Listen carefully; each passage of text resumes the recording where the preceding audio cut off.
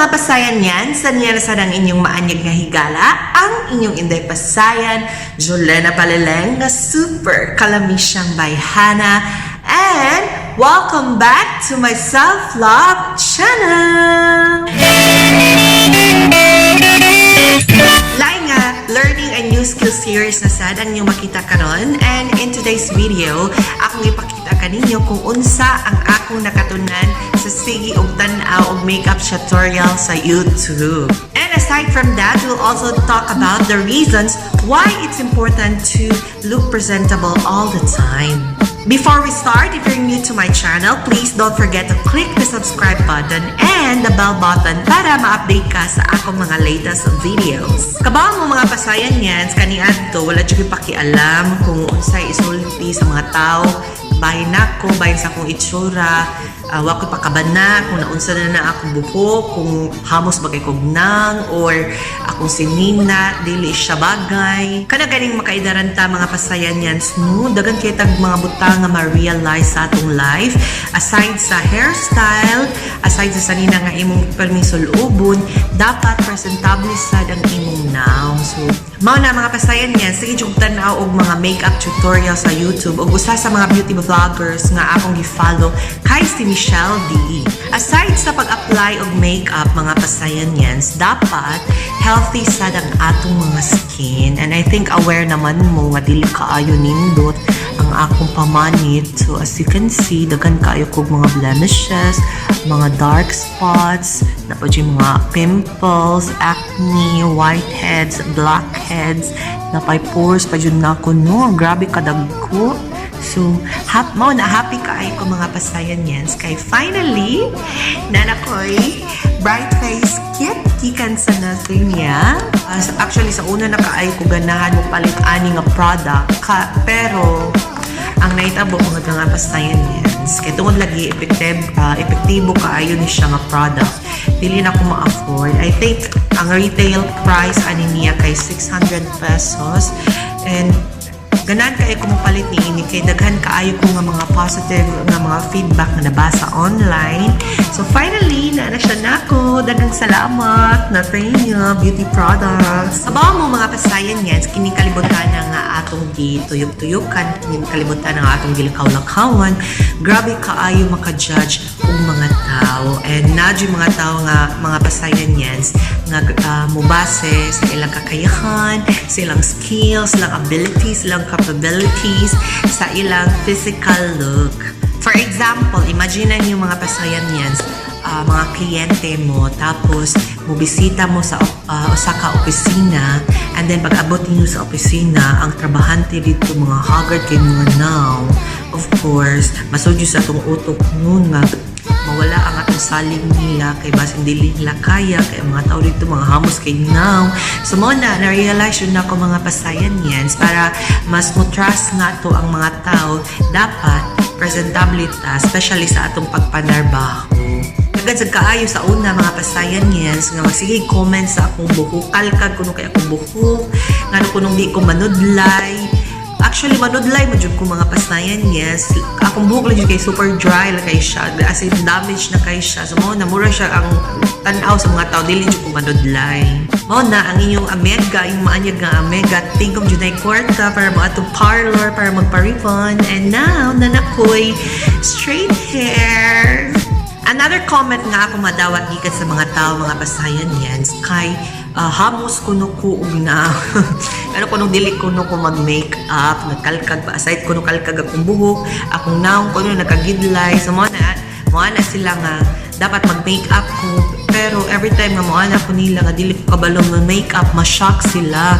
Ang usual nga pangutana nila, mo na dyan na sila, bayot ka? Di ka kabalo mag-makeup? Diba, grabe kayo maka-stereotype mga pasayan yan, no? Kaya tungod bayot, dapat nakalinya ka sa pag-makeup, sa pag-parlor. Dapat ato i-consider kung unsa ang hilig or unsa ang interest sa tao. Namgay mga lalaki gani mga pasayan yan, nga di kabalo mamanday. Nasa mga babae nga di kabalo muluto o manglaba.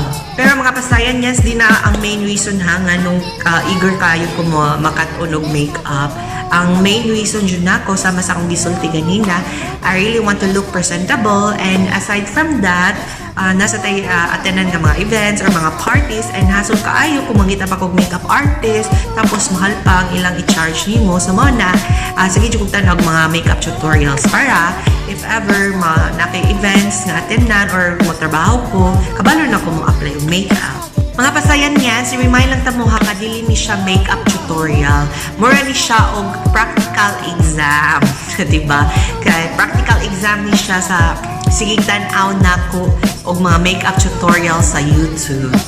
Ako i-apply ang mga techniques, ang akong mga nakatunan sa pagbutang og makeup. Anyway, let's start. So, as you can see, limpyo na ang akong now. I think na siya yung moisturizer. I learned mga pasayan yan para mas magdugay ang imong now. Dapat naka-primer ka o naka-moisturize. Unfortunately, walang tayo budget sa primer. So, nagbutang na lang kong kamay nga moisturizer. Then, let's have the foundation. By the way, this is my makeup kit. So, mo na akong done on everyday. Let's start with the foundation. I have this. Klaro ba niya siya? Ay, hindi siya. No-focus. Yes. This is from Maybelline Fit Me Foundation. Ang akong shade kay Sun Beige 310. Danan kayo po ani nga product mga pasayan yans. Kay more siya og natural skin lang nako tapos ma-cover niya ang akong mga blemishes. Ang akong issue lang niya kay wala siya pump. So kinahanglan pa nako ibutang dire para mag-apply. Anyway, so let's start. So gamay lang sa para dili masayang ang pag-apply sa foundation. And another technique nga ako nakatunan mga pasayan yens kay dili ka dapat mo gamit og beauty blender sa pag butang sa imong foundation. Inahanglan gamit lang sa kagkamot kay kung mo gamit magud kag beauty blender masayang ra kay iyang igupon. So ano siya ay hindi ko isamin dito. ITL Red, gigamit na ko ang imong samin. Kawa may samin. Anyway.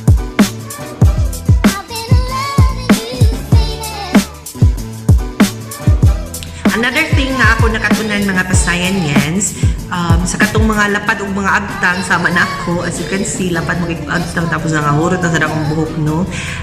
Dapat dili butangan og foundation ko no diri nga part kay kung ang imong butangan ma-highlight ang imong agtang. So, inato siya butangan og foundation dira kay Clara and Ava. Now, let's use this beauty blender. Dab lang.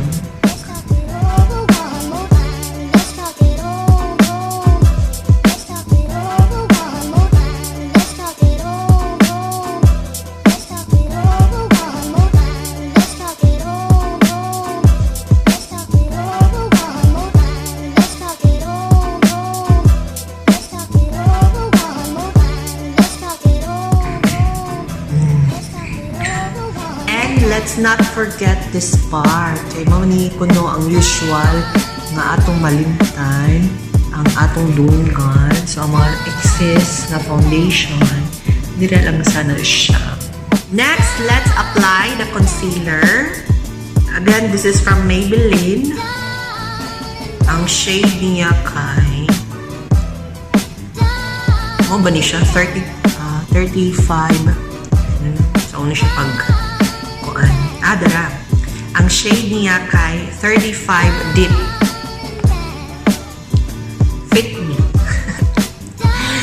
So, let's apply the concealer.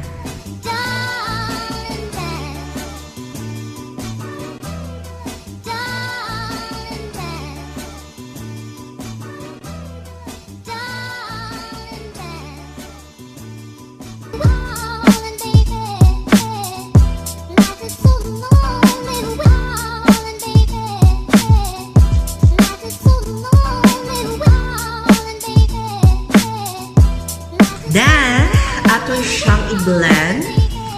So, dab-dab lang kuno.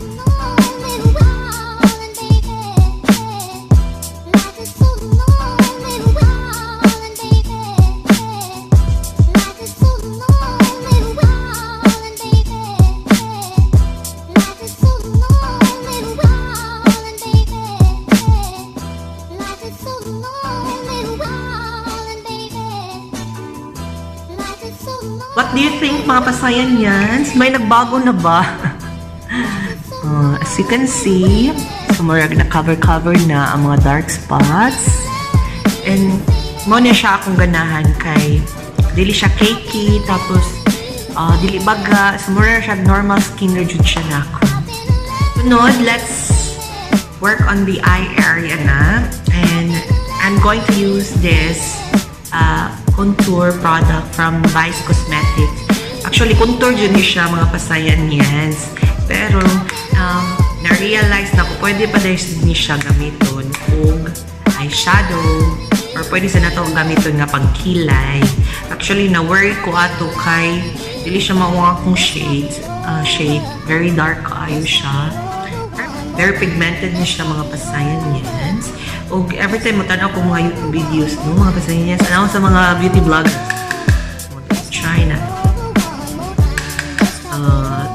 Another.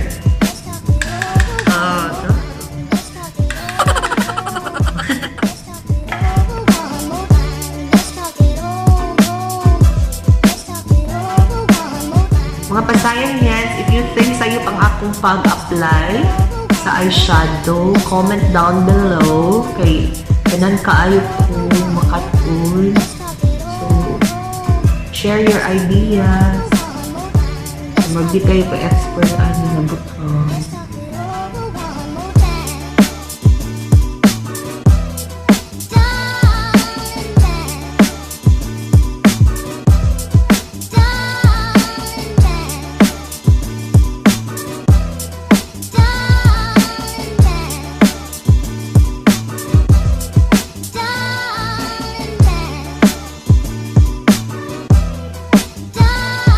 Sunod na ko nga, buhaton kay ang akong kilay. Or di ko kabaw mangilay, mga pasayan yan, no? You can see, dili na ko mangilay ron. Uso na ba ron, ha? Kanang katag-katag kilay, bushi-bushi. So, again, I will use this Vice Cosmetic na pang-contour as pang-kilay. God bless to me.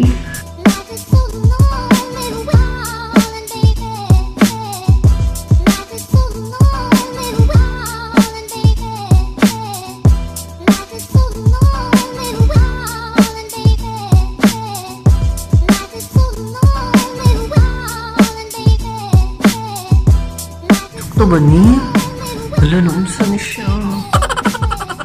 Ito na ni eh.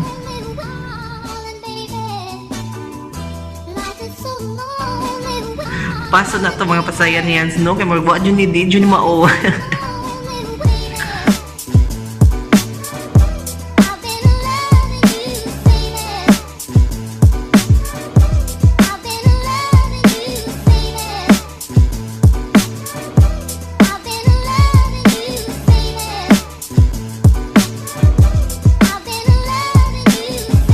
Let's proceed to the... Let's have the peloka.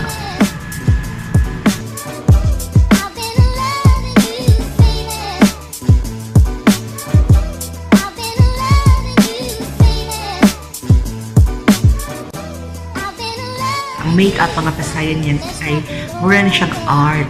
Ang imong canvas kaya muna. Diba? Kung ganan ka, kung ganan ka mahimong professional makeup artist, kinala dyan mo siya practice on maayo. Pero kung ang imong goal, sama lang na ako, ganan lang ka presentable. So, okay lang kayo din ma-master ang mga techniques, mga strategies. Diba? Ang importante lang ang mga pasayan yan. Kay, limpyo, pagka-apply ang makeup, may mga katag-katag. Di ka member sa foundation day. About sa day ay sa foundation, ang akong nakatunan kay kung ang imong panit kay oily or acidic kag panit, ang imong pilyon dapat sa foundation kay 2 shades lighter, kay in case nga magkuana siya, mitong siya, mubagay na sa imong panit. So muna ko nakatunan.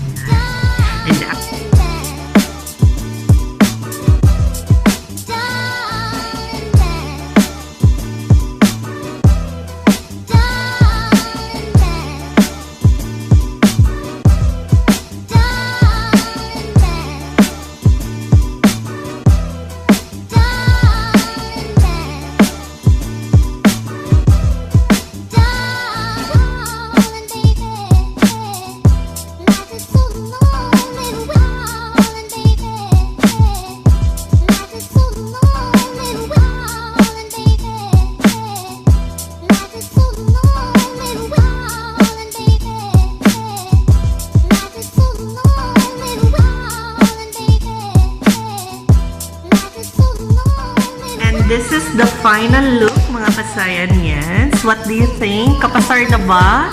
And if you notice kung nakoy mga sayop nga mga techniques, please comment down below para ako makatunan o para ako ma-review.